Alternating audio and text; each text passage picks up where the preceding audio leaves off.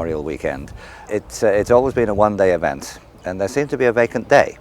And so having another car event combined with it seemed a natural thing to do. Certainly doesn't hurt. It certainly doesn't hurt. This is an invitation-only show? It is, yes. And what's the criteria? What brings a car here? The criteria is that it should be interesting in some way, rather than just beautiful. The more interesting the car, the less important its actual condition. And we have a car coming today which is in desperate need of restoration. But it's a very, very interesting, rare design, and so it was invited. I think that unrestored cars, whatever their condition, are going to get more and more valuable.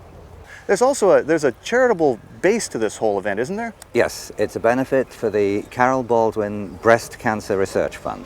Carol Baldwin, the mother of Alec Baldwin and all the Baldwin brothers and sisters. Yeah, and so it's a pretty famous family, actually. Yes, yes, they certainly are. And of course, they are from Long Island, a little bit further west from here. And Alec is the honorary chief judge here.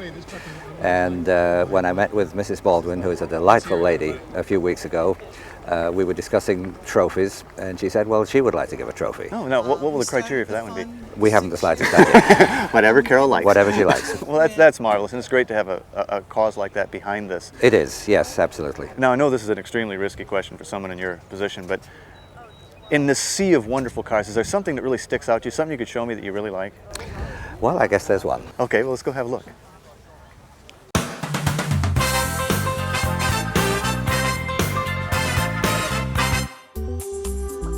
Welcome back to My Classic Car. This week we're at the Hamptons Concours d'Elegance, which is an awesome gathering of fine automobiles and motorcycles, complemented by a beautiful setting in Bridgehampton, New York. The benefactor of this event is the Carol M. Baldwin Breast Cancer Research Fund, which is why Alec Baldwin graciously accepted the role of honorary chief judge. And speaking of awards, check out this car. Paul, 54 Packard Caribbean. You don't see many of these. No, Dennis, there's only 400 of them were made. There's estimated right now that there possibly is in the 50s left. It's beautiful. You see the 55s, you see the 56s, but this is. Now this would have been a factory option? Yes. And could you have gotten the slats on this car? Not on this year. Okay. Yeah, I don't know how they'd work actually. But it's a striking car. It's grabber blue? Yes. But it looks like it's a little hotter. It looks like it pops a little more. Yeah, it sure does.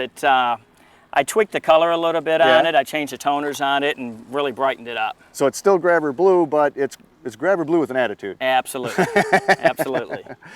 Well, these things, you know, did you have to do a lot of work on it? You restored it, didn't you? Yeah, I did the restoration on it. The car was clean. I stripped the car down to bare metal, and it was more a matter of making the body straight and panel alignment more than anything. Where'd you find it? I mean, these things rusted like crazy. This was an Arizona car. Oh, okay. Well, that meant good body, but no interior. Was it all baked? Absolutely. The interior was all cracked up on it.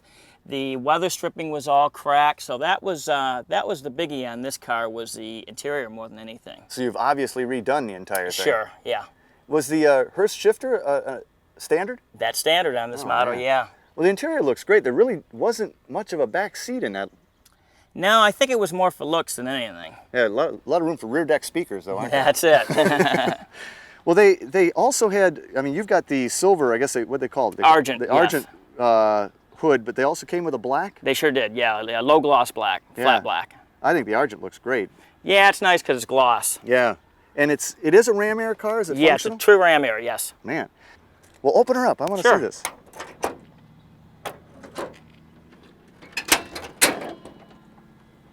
Oh, yeah. Very nice. Yeah, not bad, huh? Not bad at all. In fact, it looks pretty showroom.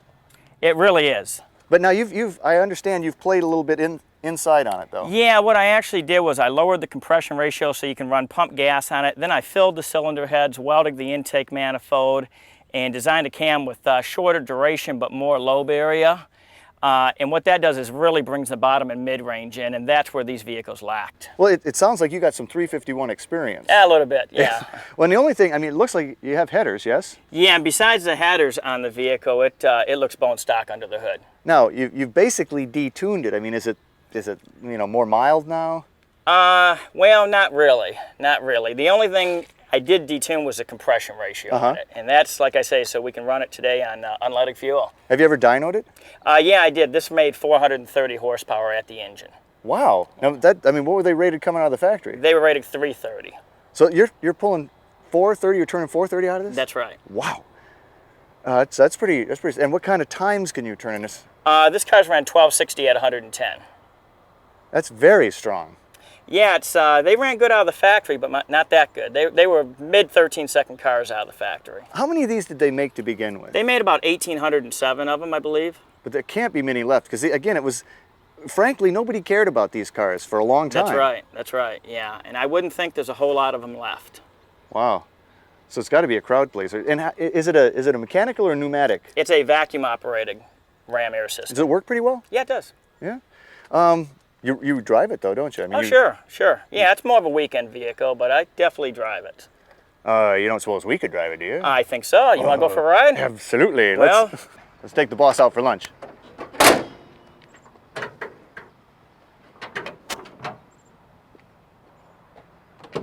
Oh yeah.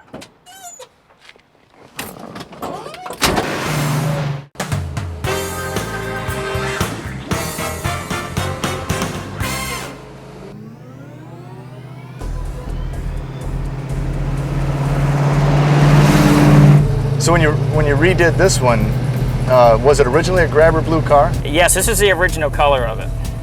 Did you consider, changing it to the high school colors? Or? Well, I really did. Originally, when I bought the car, I was planning on painting it that metallic green, but because I really didn't like this grabber blue. But once I started playing with this color, I got so I really like it a lot more, and I think it's a better color to photograph. Actually, in pictures, the green just kind of looks like a dirty black. Yeah. Where this jumps a lot nicer. Now this, 351 relative to a 302, how do you compare them? Well, this made a lot more power than the 302. It made a lot more torque. It was just, the 302 was too small of an engine with these same cylinder heads on it.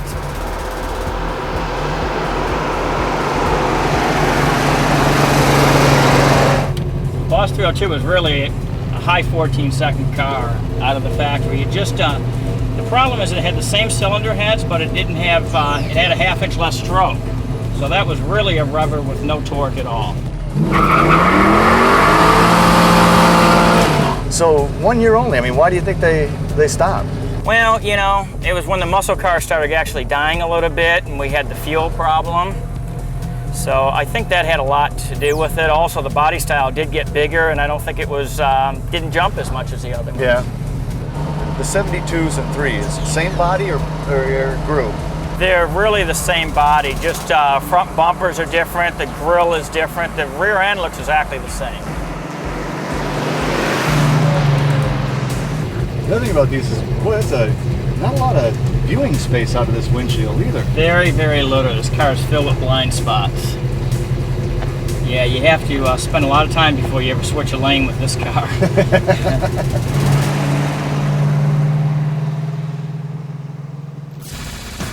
The clock says we're out of time, but I've just begun to admire these breathtaking automobiles.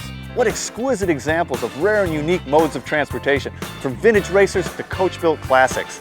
Our hats off to the Kensington Motor Group for a marvelous job of organizing and executing this event. If you'd like to take part in this wonderful weekend, just contact the Kensington Motor Group for registration and hotel information. Next week, we'll head to the Pacific Northwest for the Rod Run to the End of the World in Ocean Park, Washington. Sam and I will tell you where to find obsolete engine parts. Plus, we'll look at some rare concept cars inside the GM Special Vehicles collection. So until our next meeting, remember, honor the timeless classics. I'm Dennis Gage. Happy motoring.